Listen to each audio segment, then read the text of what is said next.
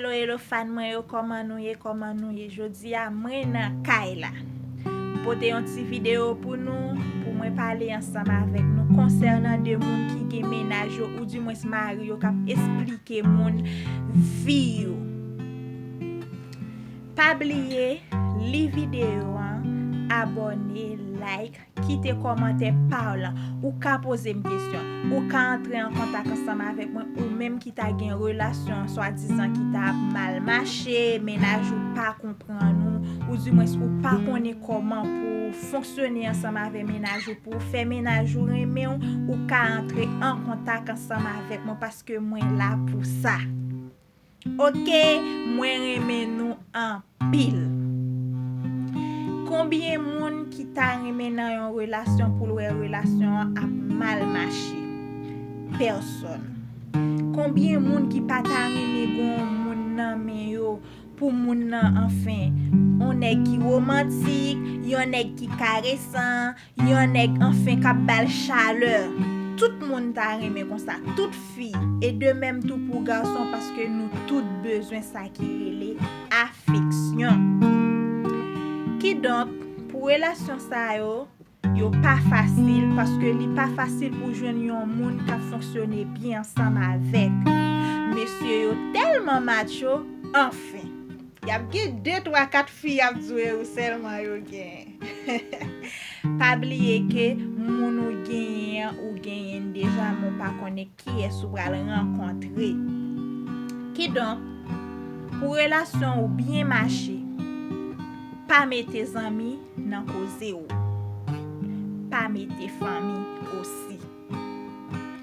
Une fois que vous mettez deux moun sa yo qui donc relation a bien problème parce que c'est pas toutes amis qui a remi ouais ou bien des amis tout autant que li ouais ou a souffrir c'est un plaisir pour lui et puis li tout en hypocrisie la propose m'ta remon bien m'ta remon ceci m'ta remon cela mais pourtant il menti nan cœur li gon bagay k'ap déborder parce que li senti li bien à chaque fois ou a dit mais qui trahi ou a passer dans relation là qui donc gen relation en pile relation krasé c'est dans zami tay nan fè zami confiance expliquer zami vi nou pas oser faire parce que gen moun ou zamil mais li même li pas zami ou vrai lè que ou expliquer tout ça qu'a passé dans relation surtout si li même li nan yon relation qui pas marcher bien pas oublier moun ça pas jamais content.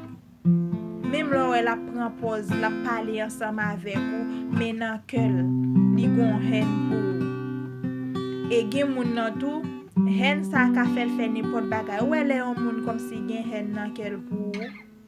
Pas grand rien pas fait.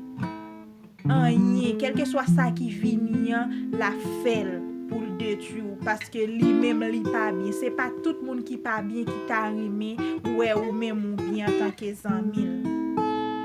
Qui donc relation a bien marché ménage ou là li botan on est romantique nan mon enfin li toujours a écrit petit poème pour li toujours a fait sortir ensemble avec ou li toujours a fait surprise la fait toute bagaille pour faire que ou content et puis zanmon là li même qui nan relation par la ménage pas même qu'on fait ça pour li ou là on a expliquer ou a vide ventre ou bali qui ça te passé head nan monter dans tête li ka tuyo, li ka fè nek sa ale nan vi ou, li ka fè n'importe qui bagay. Qui donc pas expliquer zanmi vie privée non parce que nan moment na vivre là pas vraiment gen zanmi. Chaque moun wè qui bien ensemble avec ou c'est pour intérêt. Et si ouais moun sa qui bien ensemble avec ou intérêt que li te besoin, li pas joindre li nan ou même pas bon menti. Li brale.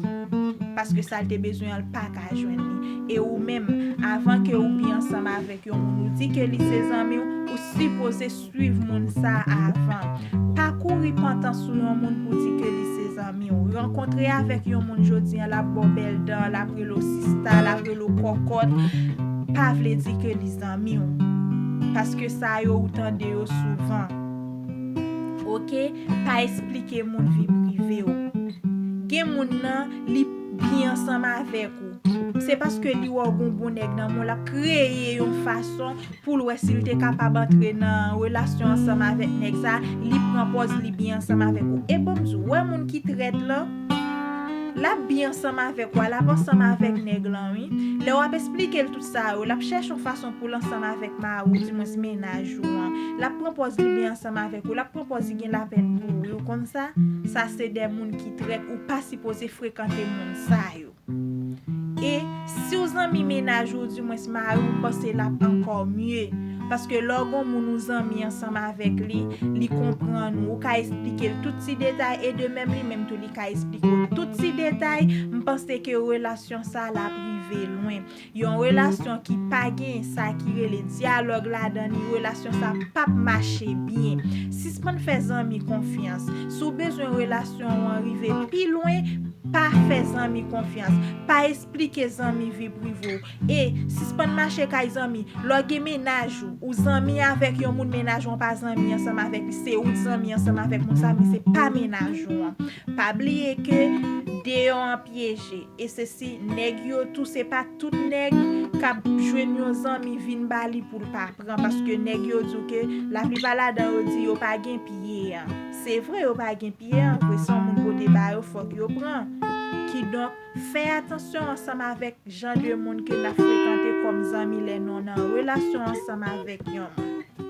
Pense que prochaine fois m'a porter vidéo pour nous pour m'expliquer nous qui danger qui gagne les que ou gagne mari ou du moins sou gagne ménage ou expliquer amis vie ou faire amis confiance qui danger qui gagne dans ça.